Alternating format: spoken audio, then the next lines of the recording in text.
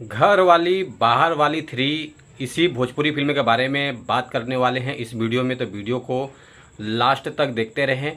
और जो लोग भोजपुरी बुढ़ हंगामा चैनल को अभी तक सब्सक्राइब नहीं किए हैं वो लोग सब्सक्राइब कर लीजिए। चलिए वीडियो को शुरू करते हैं।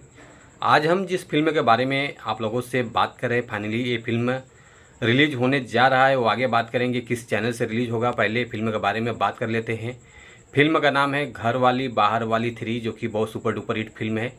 इस फिल्म में काम किया है यश कुमार जी हैं, बहुत सारे अन्य कलाकार हैं, जो कि बहुत काफ़ी अच्छी फिल्म है, पारिवारिक फिल्म है। तो आप लोग इस फिल्म को ज़रूर देखिएगा। चलिए इस फिल्म को बात कर लेते हैं। ये फिल्म कौन से चैनल पे कब रिलीज हो रहा है।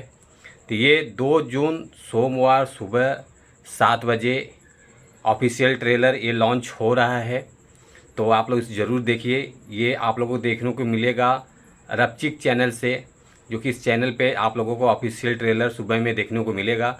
तो आप लोग ज़रूर देखिए और इस ऑफिशियल ट्रेलर को आप लोग प्यार दुलार आशीर्वाद ज़रूर दीजिए। काफ़ी अच्छी फिल्म है।